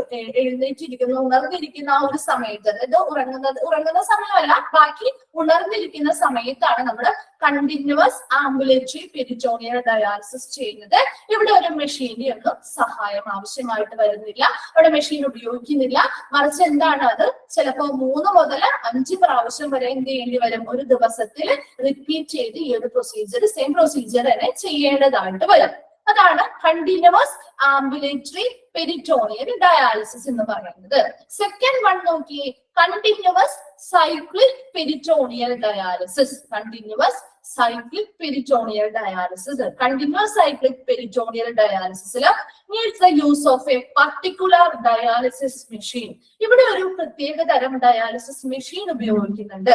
That can be used in the home. നമുക്കത് വീടുകളിൽ ഉപയോഗിക്കാൻ പറ്റുന്ന ഒരു പ്രത്യേക തരം ഡയാലിസിസ് മെഷീൻ ഉപയോഗിക്കുന്നുണ്ട്. This type of dialysis is performed automatically when the patient is sleeping. ഇനി ഈ ഒരു ഡയാലിസിസ്, ഈ ഒരു ടൈപ്പ് ഓഫ് ഡയാലിസിസ് നമുക്ക് പെർഫോം ചെയ്യാൻ പറ്റുന്ന എങ്ങനെയാണ്, ഓട്ടോമാറ്റിക്കലി പെർഫോം ചെയ്യാൻ പറ്റും. when the patient is sleeping. Patients സ്ലീപ്പിംഗിലാണ് അല്ലെങ്കിൽ ഉറങ്ങുകയാണെങ്കിലും നമുക്ക് ഈ ഒരു ഡയാലിസിസ് പ്രൊസീജിയർ ചെയ്യാൻ പറ്റും. അത് എങ്ങനെയാണെന്ന് വെച്ച് കഴിഞ്ഞാല്, ഇവിടെ ആ ഒരു ഡയാലിസിസ്, ഒരു പ്രത്യേക തരം ഡയാലിസിസ് മെഷീൻ ആവശ്യമാണെന്ന് നമ്മൾ പറഞ്ഞല്ലോ. ആ ഡയാലിസിസ് മെഷീൻ എന്ന് പറയുന്നത് ഒരു സഹായമാണ്, അതൊരു ഓട്ടോമാറ്റിക് ആയിട്ടുള്ള മെഷീനാണ്. അതിൽ നമുക്ക് സമയവും കാര്യങ്ങളും ഈ ഒരു പ്രൊസീജിയർ ചെയ്യേണ്ടതായിട്ടുള്ള ഇത്ര മണിക്കൂർ ഇടപെട്ട് ഈ പ്രൊസീജിയർ റിപ്പീറ്റ് ചെയ്യണം എന്നുള്ള രീതിയിൽ നമുക്ക് ടൈം എന്ത് ചെയ്ത് വെക്കാം, സെറ്റ് ചെയ്ത് വെക്കാൻ പറ്റുന്ന ഒരു രീതിയിലുള്ള ഒരു മെഷീനാണ് ഇവിടെ ഉപയോഗിക്കുന്നത്.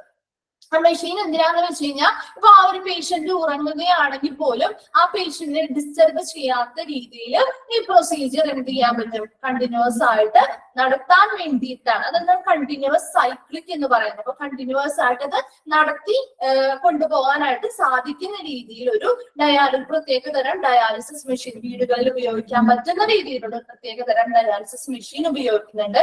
എന്നാൽ അത് മെഷീൻ ആ ഒരു സഹായം മാത്രമാണ് ചെയ്യുന്നത്. അതായത് ഈ ഡയാലിസിസ് ഫ്ലൂയിഡ് ഫില്ല് ചെയ്ത് കൊടുക്കുന്ന സമയത്ത് അത് ചെയ്തു കൊടുക്കുന്നു. എപ്പോഴാണോ റിമൂവ് ചെയ്യേണ്ട സ്റ്റൈൽ വരുന്നത് അപ്പോൾ റിമൂവ് ചെയ്യുന്നു. തിരിച്ചു പിന്നെയും എത്ര പ്രാവശ്യം ഈ ഒരു പ്രോസസ്സ് റിപ്പീറ്റ് ചെയ്യണോ അത് ചെയ്യുന്നു. അല്ലാതെ ആ ബ്ലഡ് പുറത്തേക്ക് എടുത്ത് പ്യൂരിഫിക്കേഷൻ ഇവിടെ നടക്കുന്നില്ല. മറിച്ച് ഈ ഒരു ഡയാലിസിസ് മെഷീൻ ഉപയോഗിച്ചുകൊണ്ട് അതിന്റെ സഹായത്തോടു കൂടി ഈ പെരിറ്റോണിയൽ ഡയാലിസിസ് പറഞ്ഞിരിക്കുന്ന ആ സെയിം പ്രൊസീജിയർ തന്നെയാണ് ക്യാരി ഔട്ട് ചെയ്യുന്നത് കേട്ടോ. അതാണ് കണ്ടിന്യൂസ് സൈക്ലിക് പെരിറ്റോണിയൽ ഡയാലിസിസ് എന്ന് പറയുന്നത്. അപ്പൊ നമുക്ക് പേഷ്യന്റ് ഉറങ്ങുകയാണെങ്കിലും അവരെ ശല്യപ്പെടുത്താത്ത രീതിയിൽ നമുക്ക് ഈ ഒരു സെയിം പ്രൊസീജിയർ എന്ത് ചെയ്യാം, ചെയ്തുകൊണ്ടിരിക്കാം. ഇനി തേർഡ് വൺ നോക്കി, ഇന്റർമീഡിയറ്റ് പെരിറ്റോണിയൽ ഡയാലിസിസ് അല്ലെങ്കിൽ IPD. ഇന്റർമീഡിയറ്റ് പെരിറ്റോണിയൽ ഡയാലിസിസ് അല്ലെങ്കിൽ IPD uses the same type of machine as CCPD. CCPDക്ക് ഉപയോഗിച്ചിട്ടുള്ള ആ same type of dialysis machine ഈ IPDയിലും ആവശ്യമായിട്ട് വരുന്നുണ്ട്. But treatments will be longer. പക്ഷെ ഇവിടെ ട്രീറ്റ്മെന്റുകൾ എന്ന് പറയുന്നത് എങ്ങനെയാണ്, കുറച്ച് ലോങ്ങർ ആയിരിക്കും. കുറച്ച് എന്താണ് സമയം എടുക്കുന്ന ഒരു ട്രീറ്റ്മെന്റ് ആണ്. ഇവിടെയും ആ ഒരു മെഷീന്റെ സഹായം ആവശ്യമായിട്ട് വരുന്നുണ്ട്. IPD can be done at home. നമുക്ക് IPD വീടുകളിൽ ചെയ്യാം. But it is usually in the hospital. പക്ഷെ ഇത് സാധാരണയായി ഹോസ്പിറ്റലുകളിലാണ് ചെയ്യാറ്. അപ്പൊ 3 തരം IPD ഏതാണ് ടൈപ്സ് ഓഫ് പെരിറ്റോണിയൽ ഡയാലിസിസ് ആണ് നമ്മൾ പറഞ്ഞത്. കണ്ടിന്യൂസ് ആംബുലേറ്ററി പെരിറ്റോണിയൽ ഡയാലിസിസ് അല്ലെങ്കിൽ CAPD. ഇവിടെ പറഞ്ഞ എന്താ, അവിടെ ഒരു മെഷീൻ ആവശ്യമായിട്ട് വരുന്നില്ല. എക്സ്ചേഞ്ചസ് എന്ത് ചെയ്യണം, 3 അതിൽ 5 പ്രാവശ്യം റിപ്പീറ്റ് ചെയ്യേണ്ടതായിട്ട് വരും. അവിടെ ആ ഒരു റിവേഴ്സസിനൊക്കെ റിമൂവ് ചെയ്യാനുള്ള ആ ഒരു പ്രൊസീജിയർ ചിലപ്പോ 3 5 പ്രാവശ്യം റിപ്പീറ്റ് ചെയ്ത് ആ ഒരു നമ്മൾ ഉണർന്നിരിക്കുന്ന പേഷ്യൻസ് ഉണർന്നിരിക്കുന്ന സമയത്ത് ചെയ്യേണ്ടതായിട്ട് വരും. ഇനി രണ്ടാമത് പറഞ്ഞത് കണ്ടിന്യൂസ് സൈക്ലിക് പെരിറ്റോണിയൽ ഡയാലിസിസ് ആണ്, CCPD. ഇതെന്ന് പറയുന്നത് പേഷ്യൻസ് ഉറങ്ങുകയാണെങ്കിലും നമുക്ക് ഈ ഒരു പ്രൊസീജിയർ ചെയ്യാം. ഇവിടെ ഒരു ഓട്ടോമാറ്റിക്കലി പെർഫോം ചെയ്യുന്ന ഒരു ഡയാലിസിസ് മെഷീൻ ഉപയോഗിച്ചുകൊണ്ട് അതിന്റെ സഹായത്തോടു കൂടി അത് നമ്മൾ ടൈമും കാര്യങ്ങളും സെറ്റ് ചെയ്ത് വെച്ചുകൊണ്ട് ഈ പ്രൊസീജിയർ എന്ത് ചെയ്യാം, കണ്ടിന്യൂ ചെയ്ത് കൊണ്ടുപോകാം. അതാണ് കണ്ടിന്യൂസ് സൈക്ലിക് പെരിറ്റോണിയൽ ഡയാലിസിസ് പറയുന്നത്. ഇനി മൂന്നാമതായി പറഞ്ഞതാണ് ഇന്റർമീഡിയറ്റ് പെരിറ്റോണിയൽ ഡയാലിസിസ് അല്ലെങ്കിൽ IPD. ഈ ഇന്റർമീഡിയറ്റ് പെരിറ്റോണിയൽ ഡയാലിസിസ് അല്ലെങ്കിൽ IPDയില് uses the same type of machine. ഇവിടെ ആ ഒരു CCPDയിൽ ഉപയോഗിച്ചതായിട്ടുള്ള സെയിം ടൈപ്പ് ഓഫ് മെഷീൻ IPDയിലും ഉപയോഗിക്കുന്നുണ്ട്. എന്നാൽ അവിടെ ട്രീറ്റ്മെന്റ് എന്ന് പറയുന്നത് കുറച്ചും കൂടി ലോങ്ങർ ആയിരിക്കും. ഇനി IPD എന്ന് പറയുന്നത് നമുക്ക് വീടുകളിൽ ചെയ്യാം, പക്ഷെ സാധാരണയായിട്ട് ഹോസ്പിറ്റലുകളിലാണ് ചെയ്യാറ്. ഇത് 3 ടൈപ്പ് ഓഫ് പെരിറ്റോണിയൽ ഡയാലിസിസുകളാണ്. ഇനി നോക്കി, the supplies and equipment needed, duration of each treatment and the number of treatments per day will differ depending on the type of PD you are using and your medical condition. ഇവിടെ ഏത് type of peritoneal dialysis ചെയ്യണം, അതുപോലെ തന്നെ എത്ര duration ഓരോ ട്രീറ്റ്മെന്റും എത്ര സമയം ഡ്യൂറേഷനിൽ ചെയ്യണം, അതുപോലെ എന്തൊക്കെ എക്യുപ്മെന്റ്സ് ആണ്, എന്തൊക്കെ സാധനങ്ങളാണ് അതുമായി ബന്ധപ്പെട്ട് വേണ്ടത്, ഈ ഒരു ട്രീറ്റ്മെന്റ് എത്ര നമ്പർ നമ്മൾ റിപ്പീറ്റ് ചെയ്ത് ചെയ്യേണ്ടതായിട്ട് വരും എന്ന കാര്യങ്ങളൊക്കെ തീരുമാനിക്കുന്നത് ആ ടൈപ്പ് ഓഫ് PD, അതായത് അവരുടെ ആ ഒരു മെഡിക്കൽ കണ്ടീഷൻ, പേഷ്യന്റിന്റെ മെഡിക്കൽ കണ്ടീഷൻ അനുസരിച്ച് ഏത് ടൈപ്പ് PD ആണോ സെലക്റ്റീവ് ആവുന്നത് അതിനനുസരിച്ചാണ് ഓരോ കാര്യങ്ങളും വ്യത്യാസപ്പെട്ടിരിക്കും. അപ്പൊ ഓരോ പെരിറ്റോണിയൽ ഡയാലിസിസ് ചെയ്യുമ്പോഴും അതിന്റെ അനുസരിച്ചുള്ള സാധനങ്ങളും അതിനനുസരിച്ചുള്ള ടൈമും കാര്യങ്ങളും എത്ര പ്രാവശ്യം ചെയ്യണം എന്നുള്ളതൊക്കെ വ്യത്യാസപ്പെട്ടിരിക്കും. അപ്പൊ അവരുടെ ബോഡിയിൽ ആ പേഷ്യൻസിന്റെ മെഡിക്കൽ കണ്ടീഷൻ അനുസരിച്ച് അവരുടെ ബോഡിയിൽ എത്രത്തോളം വേസസ് അക്യുമുലേറ്റ് ചെയ്യുന്നുണ്ട്, അടിഞ്ഞു കൂടുന്നുണ്ട് എന്നതിന്റെയൊക്കെ കണക്കുകളൊക്കെ നോക്കിയിട്ട് അതിനനുസരിച്ച് ഡോക്ടേഴ്സ് പ്രിഫർ ചെയ്യുന്നത് അനുസരിച്ചാണ് ഏത് പെരിറ്റോണിയൽ ഡയാലിസിസ് വേണം ഇതിന് ചെയ്യാൻ എന്നുള്ളത് തീരുമാനിക്കുന്നത്. അതിനനുസരിച്ചാണ്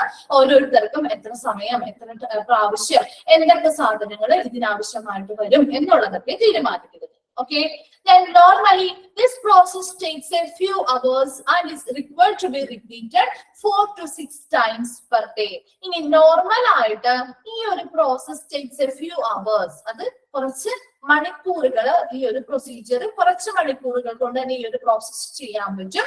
and is required to be repeated 4 to 6 times per day. ഒരു ദിവസം തന്നെ, പക്ഷെ ഇത് കുറച്ച് മണിക്കൂറുകൾ കൊണ്ട് ചെയ്യാൻ പറ്റുമെങ്കിൽ കൂടിയും ഒരു ദിവസം തന്നെ അത് എത്ര പ്രാവശ്യമൊക്കെ റിപ്പീറ്റ് ചെയ്യേണ്ടതായിട്ട് വരും?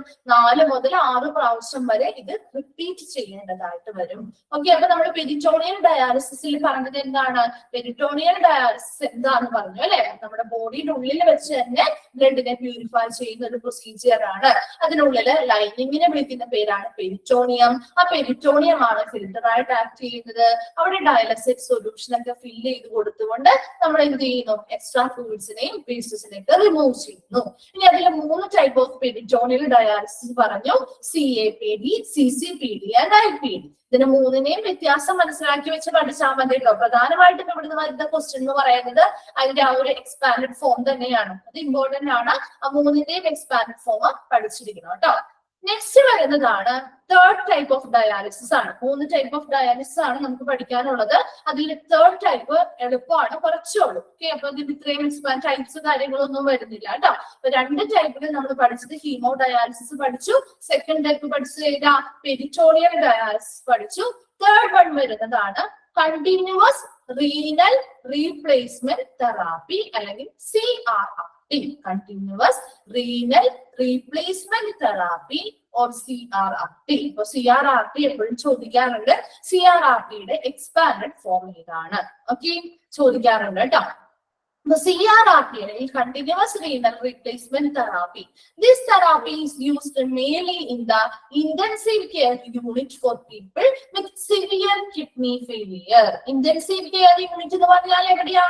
Intensive care unit. അതിന്റെ ഷോർട്ട് ഫോം ആയിട്ട് എന്താ പഠിച്ചിട്ടില്ല? ഇന്റൻസീവ് കെയർ യൂണിറ്റ് ഏതാ? ICU അല്ലെ? ICUല് സിവിയർ കിഡ്നി പ്രോബ്ലംസ് ആയിട്ട് കിടക്കുന്നവര് അവർക്ക് കൊടുക്കുന്ന ഒരു തെറാപ്പിയാണ് കണ്ടിന്യൂസ് റീനൽ റീപ്ലേസ്മെന്റ് തെറാപ്പി അല്ലെങ്കിൽ CRRT എന്ന് പറയുന്നത്. ഈ CRRT ഒരു നൂതനമായിട്ടുള്ള ഒരു ഡയാലിസിസ് പ്രക്രിയയാണ്. അപ്പൊ അത് എന്തിനു വേണ്ടിയിട്ടാന്ന് വെച്ച് കഴിഞ്ഞാൽ ഈ CRRT ജനറൽ ആയിട്ടൊന്ന് പറയുന്ന കാര്യമായിട്ട് ഇതിൽ കൊടുത്തിട്ടില്ല. അപ്പൊ നിങ്ങളൊന്ന് മനസ്സിലാക്കാൻ വേണ്ടി CRRT ഇത് ഹീമോ ഫിൽട്രേഷൻ അല്ലെങ്കിൽ നമ്മുടെ ഹീമോ ഡയാലിസിസ്, അതുപോലെ തന്നെ പെരിറ്റോണിയൽ ഡയാലിസിസ് ഒക്കെ കൂടുതലായിട്ടും കുറച്ച് ക്രോണിക് ആയിട്ടുള്ള ആളുകൾ, അങ്ങനെയുള്ള ആളുകൾക്കൊക്കെയാണ് നമ്മൾ കൊടുക്കാറ്.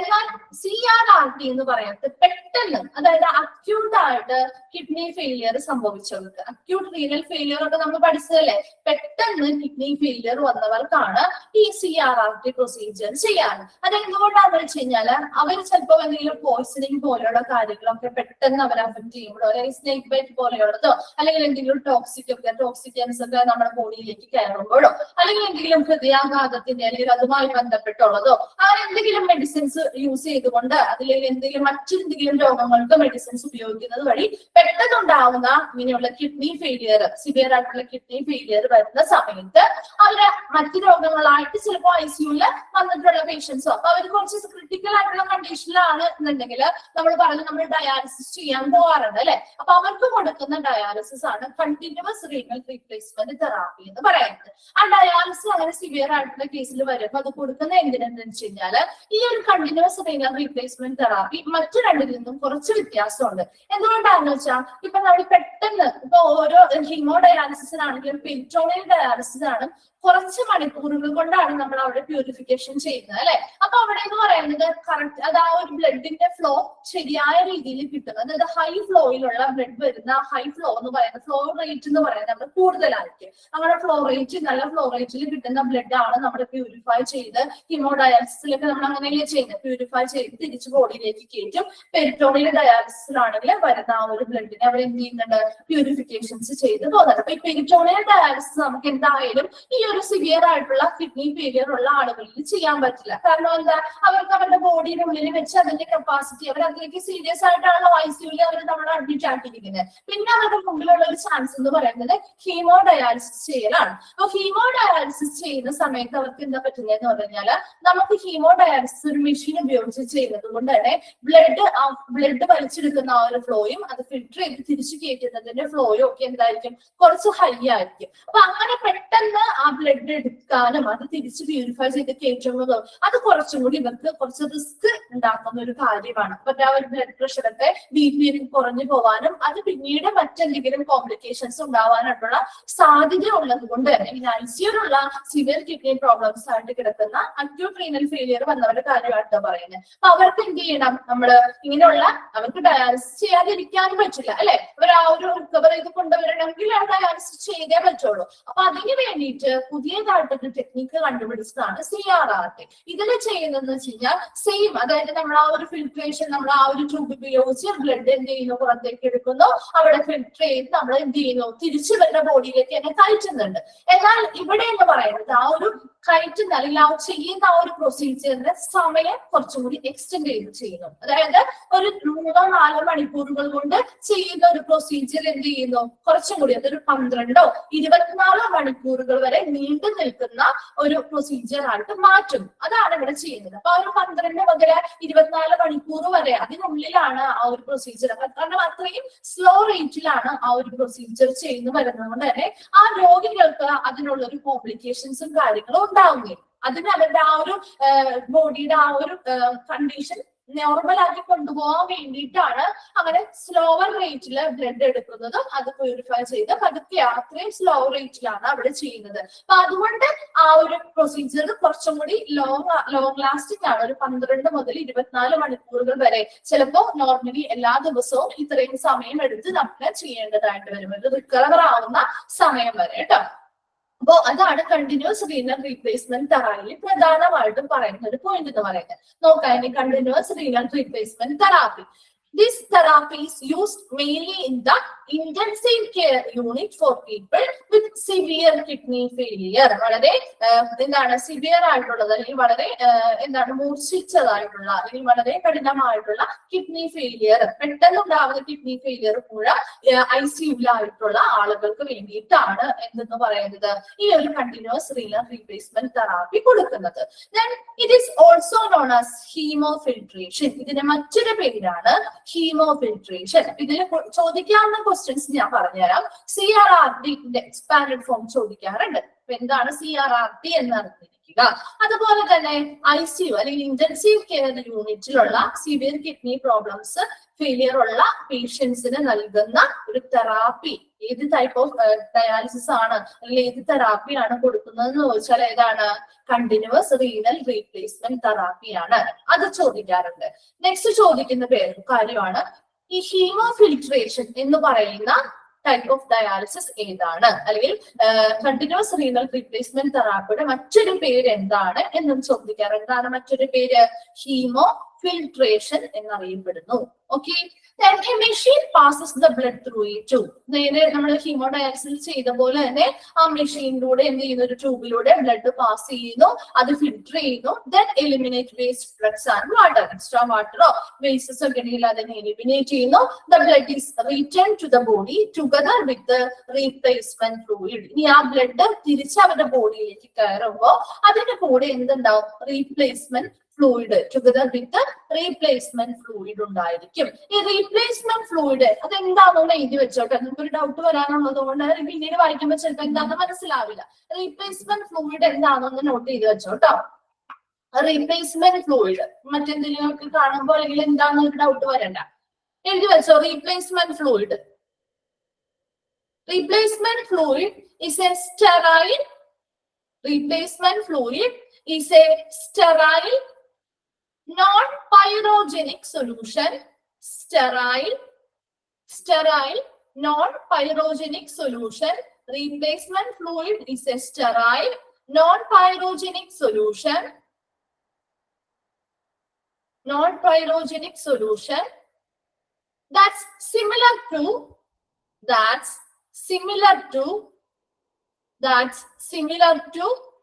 plasma water. That's similar to plasma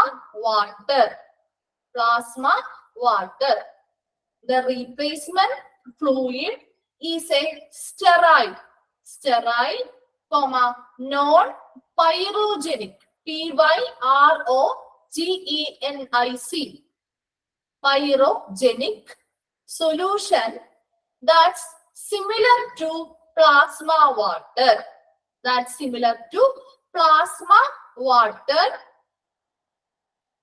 next sentence add ചെയ്താട്ടോ. It's infused in to the patients blood. It is infused into the patient's blood. It is infused into the patient's blood during the dialysis procedure. During the dialysis procedure to maintain fluid balance. To maintain fluid balance. Fluid balance. A replacement fluid is a sterile, non-pyrogenic solution that's similar to plasma water. It is infused into the patient's blood during the dialysis procedure to maintain fluid balance. Maintain fluid balance. കിട്ടിയോ? Replacement fluid എന്താന്നുള്ള notes clear ആയോ? എല്ലാവർക്കും കിട്ടിയോ? Okay. ഇനി ഇതിൽ എന്താണ് sterile എന്ന് പറഞ്ഞാൽ എന്താ?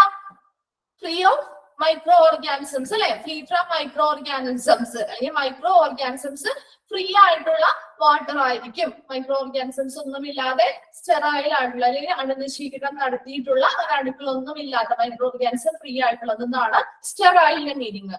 ഇനി നോൺ പൈറോജനിക് എന്ന് പറയുന്നത് free from fever causing agents അല്ലെങ്കിൽ ഫീവർ കോസിങ് ആയിട്ടുള്ള അല്ലെങ്കിൽ ഫീവർ വരാനായിട്ട് കാരണമായിട്ടുള്ള സബ്സ്റ്റൻസുകളിൽ ഫ്രീ ആയിട്ടുള്ളവയാണ് നോൺ പൈറോജനിക് എന്ന് പറയുന്നത്. നോൺ പൈറോജനിക് എന്ന് പറഞ്ഞാല് ഫ്രീ ഫ്രം എന്താ ഫീവർ കോസിങ് സബ്സ്റ്റൻസസ്. ഫീവർ ഉണ്ടാക്കാൻ സാധ്യതയുള്ള സബ്സ്റ്റൻസ് ഫ്രീ ആയിട്ടുള്ളതാണ് നോൺ പൈറോജനിക്. സ്റ്റെറൈൽ എന്ന് പറഞ്ഞാൽ എന്താ? Free from micro organisms. Okay. അപ്പൊ മൈക്രോ ഓർഗാനിസംസ് അതുപോലെ തന്നെ എന്താണ് ഫീവർ കോസിങ് സബ്സ്റ്റൻസ് ഒന്നും ഇല്ലാത്ത അതിൽ നിന്നൊക്കെ ഫ്രീ ആയിട്ടുള്ള ഫ്ലൂയിഡ് ആണ് എന്തെന്ന് പറയുന്നത്? റീപ്ലേസ്മെന്റ് ഫ്ലൂയിഡ് എന്ന് പറയുന്നത്. അത് എന്തിന് സിമിലർ ആണെന്നാണ് പറയുന്നത്? പ്ലാസ്മ വാട്ടറിന് സിമിലർ ആയിട്ടുള്ള ഒരു ഫ്ലൂയിഡ് ആണ് റീപ്ലേസ്മെന്റ് ഫ്ലൂയിഡ്. നമ്മൾ ഡയാലിസിസ് എന്ന് പറയുന്ന ഒരു പ്രൊസീജിയർ ഇവിടെ ചെയ്യുന്ന സമയത്ത് അതെന്ത് ചെയ്യുന്നു? അവരുടെ പേഷ്യൻസിന്റെ ബ്ലഡിലേക്ക് ഇൻഫ്യൂസ് ചെയ്ത് കൊടുക്കുക എന്ന് പറഞ്ഞു കഴിഞ്ഞാൽ ഇഞ്ചക്ട് ചെയ്ത് അതിനുള്ളിലേക്ക് കൊടുക്കുന്നു. അവരുടെ ആ ഒരു ബ്ലഡിന്റെ ആ ഒരു ബ്ലഡ് വെസൽസിലേക്ക് ഇഞ്ചക്ട് ചെയ്ത് കൊടുക്കുകയും അത് അവരുടെ ആ ബോഡിയുടെ ഉള്ളിലുള്ള ഫ്ലൂയിഡിന്റെ ബാലൻസ് നിലനിർത്താൻ സഹായിക്കുകയും ചെയ്യുന്ന ഒരു ഫ്ലൂയിഡ് ആണ് റീപ്ലേസ്മെന്റ് ഫ്ലൂയിഡ്. ഇവിടെ കണ്ടിന്യൂസ് റീനൽ റീപ്ലേസ്മെന്റ് തെറാപ്പി ചെയ്യുന്ന സമയത്ത് നമ്മൾ പറഞ്ഞു ആ പേഷ്യൻസ് കുറച്ച് സിവിയർ ആയിട്ടുള്ള കണ്ടീഷൻ അല്ലെങ്കിൽ സീരിയസ് കണ്ടീഷനിൽ ഇരിക്കുന്ന ആളുകളാണ്. അപ്പൊ അവർക്ക് എന്താണ്? അവരുടെ ആ ഒരു ബോഡി അത്രയും വീക്ക് ആണ് അല്ലെ? അപ്പൊ അതിനനുസരിച്ചുള്ള പ്രൊസീജിയർ അവർ ചെയ്യാൻ പറ്റുള്ളൂ. അപ്പൊ വീക്ക് ആയിട്ടിരിക്കുന്ന സമയത്ത് നമുക്ക് എന്ത് ചെയ്യാൻ പാടില്ല? ഒത്തിരി ഹെവി ആയിട്ടുള്ള ബ്ലഡ് ഫ്ലോ നടത്താൻ പാടില്ല. അതുകൊണ്ട് തന്നെ ആ പ്രൊസീജിയർ വളരെ സ്ലോ ആയിട്ട് കുറച്ച് സമയം എടുത്താണ് ചെയ്യുന്നത്. അപ്പൊ അവരുടെ ബോഡിയിൽ ആ ഒരു ഫ്ലൂയിഡിന്റെ ഒരു ബാലൻസ് നിലനിർത്താൻ വേണ്ടിയിട്ടാണ് നമ്മൾ റീപ്ലേസ്മെന്റ് ഫ്ലൂയിഡുകൾ അവരുടെ ആ ഒരു ബോഡിയിലേക്ക് കൊടുക്കുന്നത്. കിട്ടിയോ? കണ്ടിന്യൂസ് റീനൽ റീപ്ലേസ്മെന്റ് തെറാപ്പി കിട്ടിയോ? ഓക്കെ. അപ്പൊ നമ്മൾ ആ ഒരു 3 ടൈപ്പ് ഓഫ് ഡയാലിസിസ് കംപ്ലീറ്റ് ആയി. അപ്പൊ അതിൽ എന്തെങ്കിലും പോയിന്റ്സ് റിപ്പീറ്റ് ചെയ്യണോ?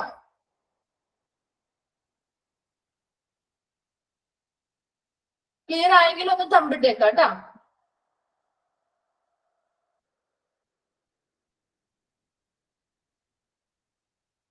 ഓക്കെ.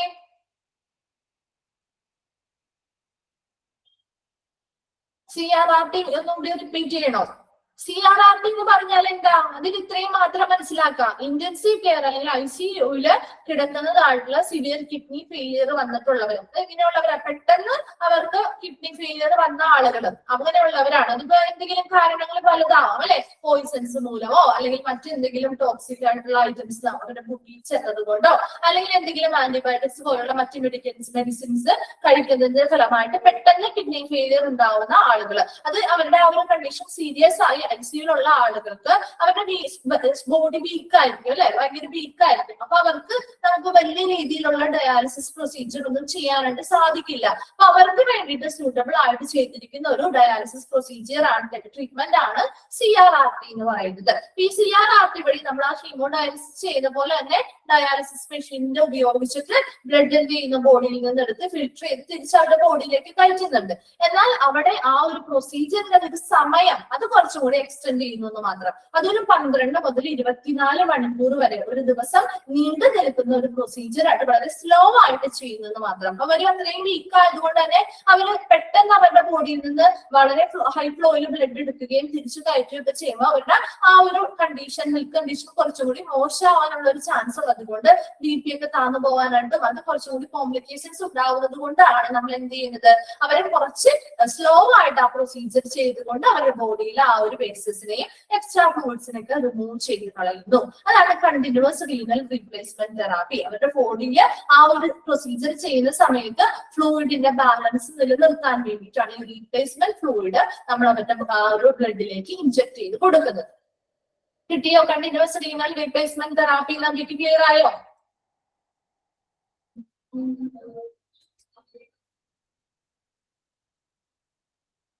ക്ലിയർ ആയോ നവ്യ?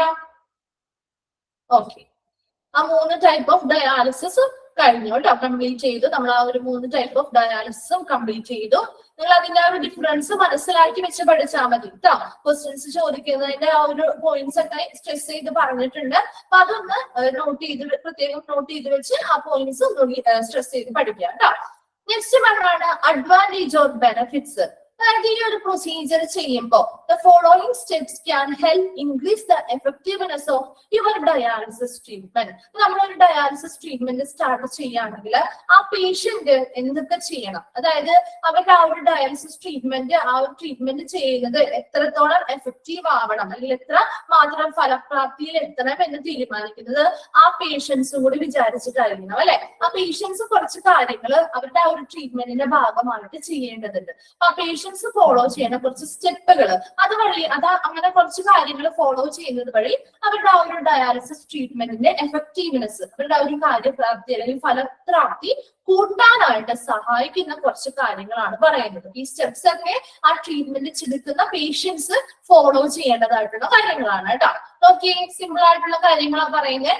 ഫസ്റ്റ് പോയിന്റ് നോക്കി, complete the treatments as per to the recommended schedule. അതായത് ഡോക്ടേഴ്സ് അവരുടെ ഓരോരുത്തരുടെയും മെഡിക്കൽ കണ്ടീഷൻ അനുസരിച്ച് ഇത്ര ദിവസം ഇന്ന ട്രീറ്റ്മെന്റുകൾ ഇന്ന ഘട്ടങ്ങളിലൂടെ ഇത്ര സ്റ്റെപ്പ് ചെയ്യണം അല്ലെങ്കിൽ ഇത്ര പ്രാവശ്യം ഇത് റിപ്പീറ്റ് ചെയ്യണം എന്നൊക്കെ പറഞ്ഞ് ഡോക്ടേഴ്സ് റെക്കമെൻഡ് ചെയ്തിട്ടുണ്ടാവും അല്ലെ. അവരുടെ ഒരു ട്രീറ്റ്മെന്റ് കോഴ്സ് അല്ലെങ്കിൽ ഡ്യൂറേഷൻ ഇത്ര പ്രാവശ്യം ട്രീറ്റ്മെന്റ് ചെയ്യണം എന്നുള്ളത് ഡോക്ടേഴ്സ് റെക്കമെൻഡ് ചെയ്ത് ഓരോരുത്തർക്കും കൊടുത്തിട്ടുണ്ടാവും. ആ കറക്റ്റ് ആയിട്ട് ഡോക്ടറുടെ ആ റെക്കമെൻഡഡ് ഷെഡ്യൂളിനനുസരിച്ച് ട്രീറ്റ്മെന്റ് കംപ്ലീറ്റ് ചെയ്യുക എന്നുള്ളതാണ് ആദ്യമായിട്ട് പേഷ്യന്റ് ചെയ്യേണ്ടതായിട്ട് ഒരു കാര്യം. ആ പേഷ്യൻസ് കറക്റ്റ് ആയിട്ട് ഡോക്ടർ പറയുന്ന കറക്റ്റ് ഷെഡ്യൂൾ അനുസരിച്ച് ട്രീറ്റ്മെന്റുകൾ എല്ലാം കംപ്ലീറ്റ് ചെയ്യുക.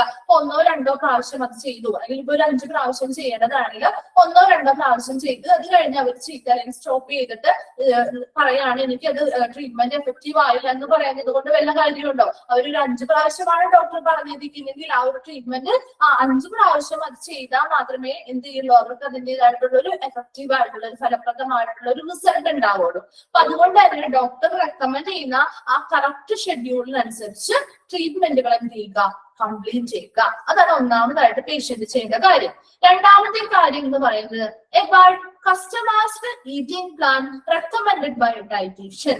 അവർക്ക് ഓരോ പേഷ്യൻസിനും അവരുടെ രോഗാവസ്ഥയ്ക്ക് അനുസരിച്ച് ഡയറ്റ് പ്ലാനുകൾ ഡയറ്റീഷ്യൻസ് പ്രിപ്പയർ ചെയ്ത് നൽകുന്നുണ്ട് അല്ലെ. അപ്പൊ ആ ഡയറ്റ് പ്ലാനുകൾ, അതാണ് ഈറ്റിംഗ് പ്ലാൻ എന്ന് പറയുന്നത്, എന്താ ഡയറ്റ് അല്ലെങ്കിൽ അവർ ഫോളോ ചെയ്യേണ്ടതായിട്ടുള്ള ഒരു ഭക്ഷണക്രമം അതെങ്ങനെയാണ്, അത് അവർക്ക് വേണ്ടി കസ്റ്റമൈസ് ചെയ്തിരിക്കുന്നതാണ്, അവർക്ക് വേണ്ടി മാത്രം നിർമ്മിച്ചിരിക്കുന്നത് അല്ലെങ്കിൽ അവർക്ക് വേണ്ടി മാത്രം തയ്യാറാക്കിയിട്ടുള്ളതാണ്. അപ്പൊ അങ്ങനെയുള്ള ഈറ്റിംഗ് പ്ലാനുകൾ ഓരോ പേഷ്യൻസും എന്ത് ചെയ്യുക, എവോയ്ഡ് ചെയ്യുക അല്ലെങ്കിൽ പാലിക്കുക.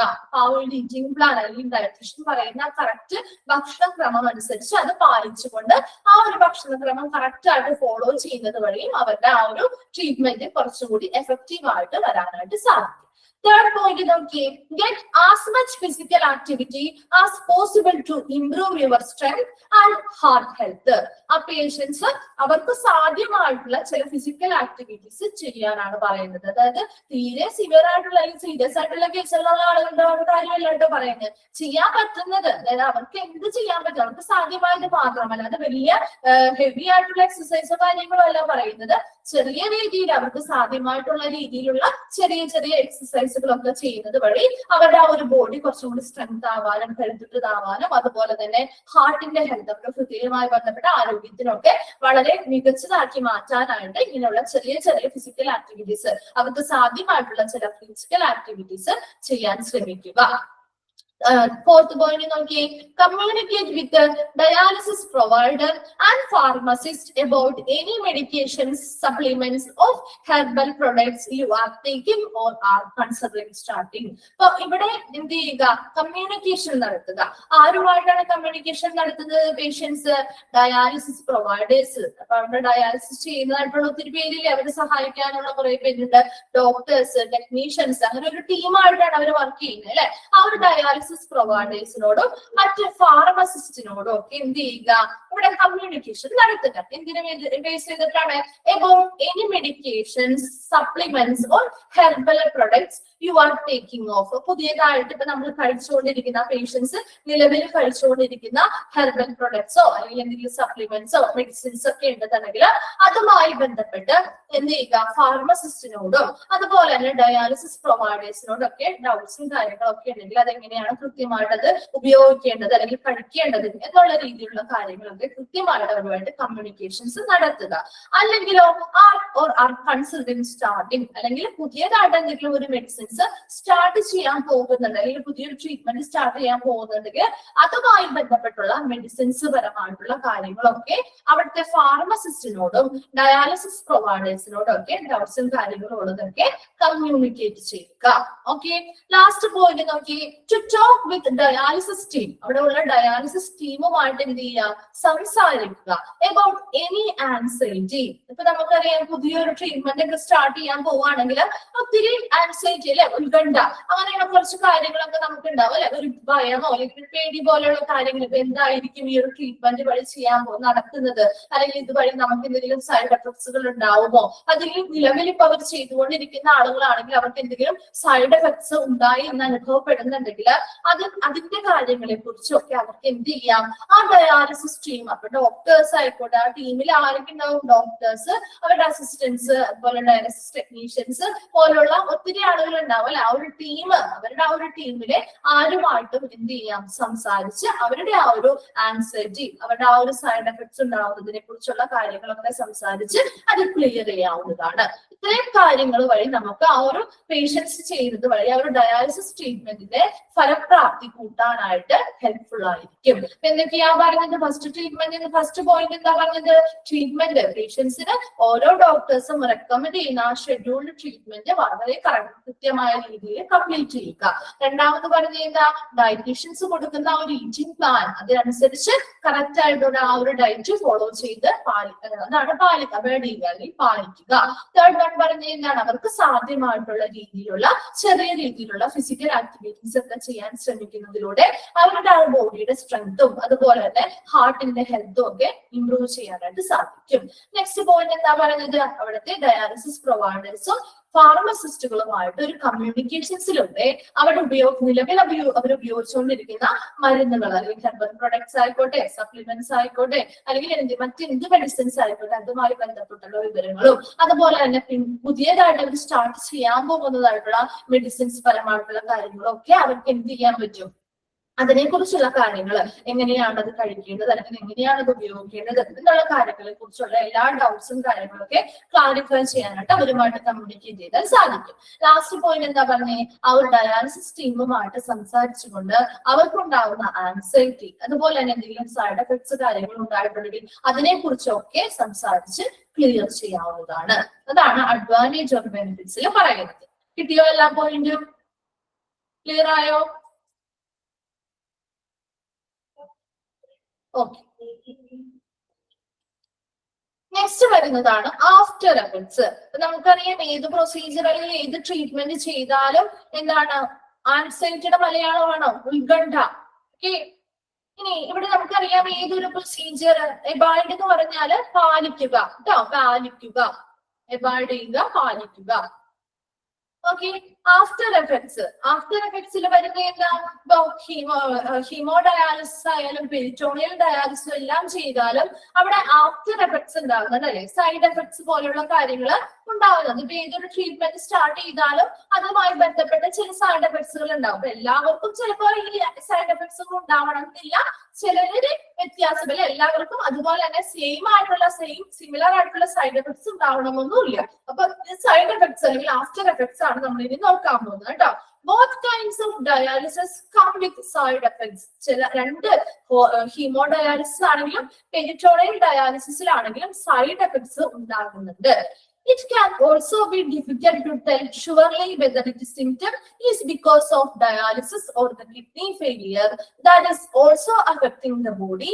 Some of the most common after effects that people tell of include. ഇനി ഇവിടെ സൈഡ് എഫക്ട്സ് അതിപ്പോ അവരുടെ ആ ഒരു കിഡ്നി ഫെയിലിയറിന്റെ ഭാഗമായിട്ട് വരുന്ന സൈഡ് എഫക്റ്റ് ആണോ, അല്ലെങ്കിൽ ആ ഒരു ട്രീറ്റ്മെന്റ് ചെയ്തത് കൊണ്ട് അതിന്റെ ഭാഗമായിട്ട് വരുന്ന സൈഡ് എഫക്റ്റ് ആണോ എന്ന് നമുക്ക് ക്ലിയർ ആയിട്ട്, അത് വളരെ ഷുവർ ആയിട്ട് ഉറപ്പിച്ച് നമുക്ക് എന്ത് ചെയ്യാൻ പറ്റില്ല, പറയാനായിട്ട് ഡിഫിക്കൽട്ട് ആണ്, കുറച്ച് ബുദ്ധിമുട്ടാണ്. അതിൽ കുറച്ച് കോമൺ ആയിട്ട് വരുന്ന ആളുകൾ അവിടെ ഇത് ഡയാലിസിസ് ട്രീറ്റ്മെന്റുകൾ ചെയ്തുകൊണ്ടിരുന്ന ആളുകൾ പറഞ്ഞിട്ടുള്ള ചില കുറച്ച് കോമൺ ആയിട്ടുള്ള സൈഡ് എഫക്ട്സുകളാണ് ഇവിടെ കൊടുത്തിരിക്കുന്നത്. ഫസ്റ്റ് വൺ നോക്കി, ഹീമോ ഡയാലിസിസ് അല്ലെങ്കിൽ HD അല്ലെ, അത് ഷോർട്ട് ഫോംസ് ആണ് ഇനി യൂസ് ചെയ്യുന്നത് കേട്ടോ. HD അല്ലെങ്കിൽ ഹീമോ ഡയാലിസിസിൽ വന്നിരിക്കുന്ന അവർ പറഞ്ഞിരിക്കുന്ന ചെയ്യുന്ന ആളുകൾ പറഞ്ഞിരിക്കുന്ന ചില കോമൺ ആയിട്ടുള്ള സൈഡ് എഫക്ട്സുകൾ അല്ലെങ്കിൽ ആഫ്റ്റർ എഫക്ട്സ് ആണ് നമ്മൾ പറയാൻ പോകുന്നത്. ഫസ്റ്റ് വൺ നോക്കി, stoppage in your vascular access site. അവരുടെ ആ ഒരു വാസ്കുലർ അസസ് സൈറ്റ് എന്ന് പറഞ്ഞാൽ ആ ഒരു എൻട്രൻസ് പോയിന്റ് അല്ലെ, ആ ഒരു മുറിവുണ്ടാക്കി നമ്മൾ ആ ഒരു പ്രൊസീജിയർ ചെയ്യാൻ വേണ്ടിയിട്ട് ഓപ്പൺ ആക്കി വെച്ചിരിക്കുന്ന ആ ബ്ലഡ് വെസൽസിന്റെ ഭാഗം, അതാണ് വാസ്കുലർ അസസ് സൈറ്റിലെ സ്റ്റോപ്പേജ് ഉണ്ടാവുക എന്ന് പറഞ്ഞാൽ തടസ്സം വരിക, അപ്പൊ എന്തെങ്കിലും ഒരു തടസ്സം അനുഭവപ്പെടുക, അതാണ് stoppage in your vascular access സൈറ്റിൽ എന്തെങ്കിലും തടസ്സം അനുഭവപ്പെടാം.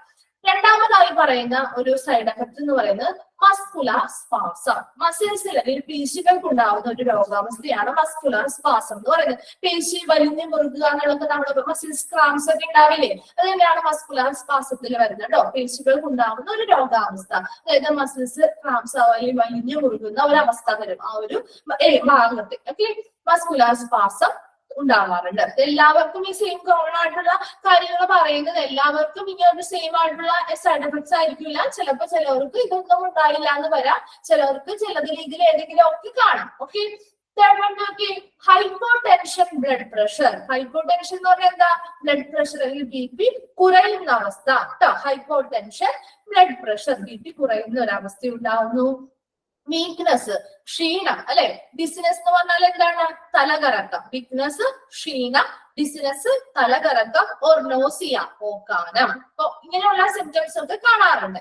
വീക്ക്നെസ്, ക്ഷീണം, ഡിസിനസ്, തലകറക്കം, നോസിയ, ഓക്കാനം. ബ്ലഡ് ലോസ്, രക്തം നഷ്ടപ്പെടുന്ന ഒരവസ്ഥ, അപ്പൊ ബ്ലഡ് ലോസ് ആവുന്ന ഒരവസ്ഥ.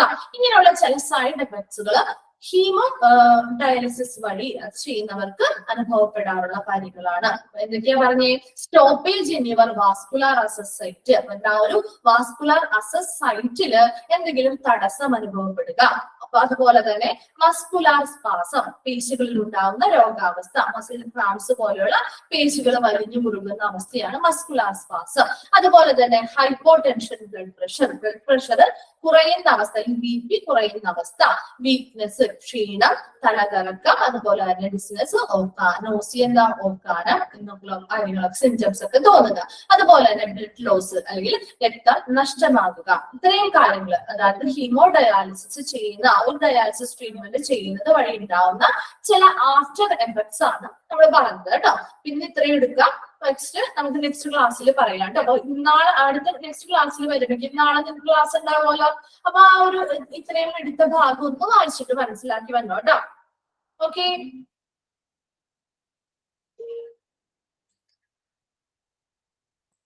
എടുത്ത ഭാഗം ക്ലിയർ ആയോ? ക്ലിയർ ആക്കി പോകുന്നത് എന്താണെന്ന് വെച്ചാൽ നിങ്ങൾക്ക് പിന്നീട് ഒരു ഡൗട്ട് വരാതിരിക്കാൻ വേണ്ടിയിട്ടാണ് ഓരോ ഭാഗം ക്ലിയർ ആക്കി നമുക്ക് പോകുന്നത്. അപ്പൊ പിന്നീട് അത് റിപ്പീറ്റ് ചെയ്തില്ലെങ്കിൽ നിങ്ങൾക്കും അതൊരു ബുദ്ധിമുട്ടായിരിക്കും. അതുകൊണ്ടാണ് കുറച്ച് ക്ലിയർ ആക്കി ഓരോ ഭാഗങ്ങളും കംപ്ലീറ്റ് ചെയ്ത് പോകുന്നത് കേട്ടോ.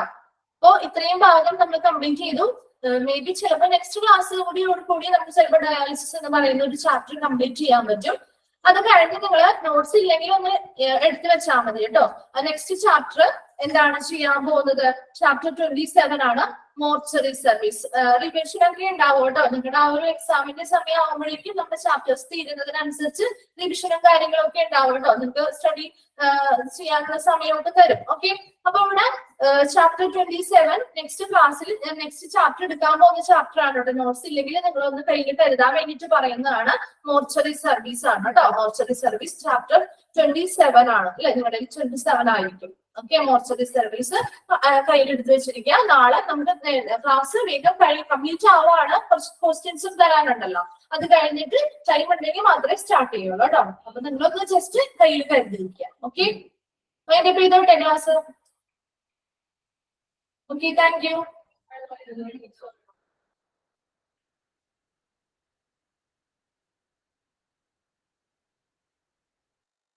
Thank you, ma'am.